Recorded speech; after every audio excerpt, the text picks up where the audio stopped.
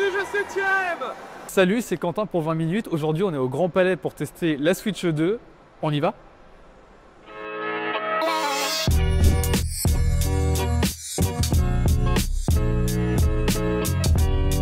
On va commencer par Mario Kart World, le nouveau Mario Kart qui sera disponible dès le lancement, avec plusieurs modes, et on commence par le Grand Prix. La vache, ça veut Ah, la vache, c'est la nouvelle égérie de Mario Kart, je pense. Todd Burger. Ah oui, c'est incroyable, oui.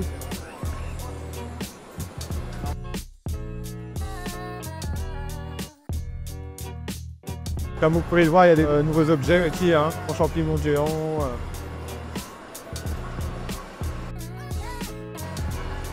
Non. Et voilà. Alors, on pourra dire qu'on a battu Nintendo sur Mario Kart Tour. C'est toujours sympa de jouer sur un grand écran. Après, elle a plutôt une bonne prise en main, la version portable. Et l'écran est plus grand que sur la première Switch. Donc c'est aussi plus agréable pour jouer en mode portable. Ah ouais, voilà, bah, c'est ça Mario Kart aussi. Hein. C'est premier un jour et 5e le lendemain.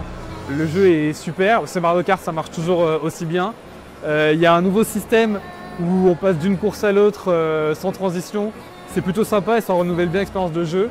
Et après, le groupe à 24, ça promet des bonnes parties bordéliques, quoi. Là, on teste le mode élimination. C'est à noter sur Mario Kart, sur 24 joueurs, à chaque segment de la course, il y en a 4 qui sortent. Et mon but, c'est évidemment d'arriver premier et de battre tous les autres journalistes présents aujourd'hui.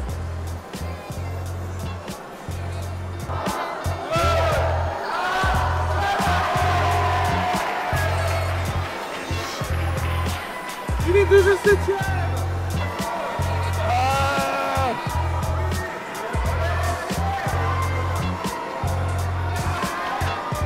Ok, on a la...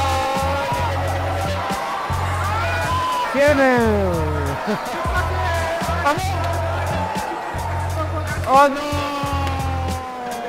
Ah, quelle erreur! Ah non, quelle déception de passer de 3e à 13e sur la ligne d'arrivée et de se faire régner comme ça, franchement, quelle indignité! Alors là, on va tester Drag X Drive. C'est un jeu de basket fauteuil qui utilise le mode souris des nouveaux Joy-Con. C'est-à-dire qu'on peut les mettre à la verticale sur une table ou un tapis de souris et s'en servir comme une souris d'ordinateur. Le jeu nous dit qu'on peut aussi essayer sur les jambes et ça marche bien. C'est juste que ça glisse un peu plus sur les cuisses que sur la table forcément. Mais si on n'a pas de table chez soi en face de la télé, ça peut marcher. Ok.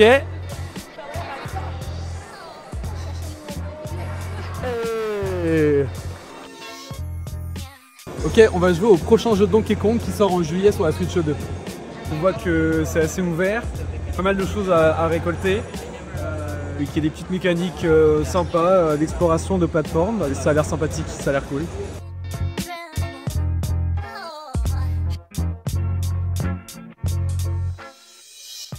Donc là, on a la prise en main de la Switch 2 en mode portable. Elle est plus grande que la 1, pas beaucoup plus épaisse. La nouveauté sur les Joy-Con, c'est que les deux sticks sont plus grands et surtout, ils sont magnétiques. Là où il y avait un rail avant, maintenant, ils peuvent se clipser et se déclipser avec un aimant. Et pareil, comme ils sont un peu plus grands, à prendre en main comme ça quand on a des grosses mains, c'est plus agréable. Et à l'arrière, il y a, si je trouve le... Voilà. Il y a un petit stand pour pouvoir l'utiliser, par exemple sur une table comme ça. Du coup, la Switch 2 sera disponible le 5 juin pour un prix de vente conseillé à 470 €.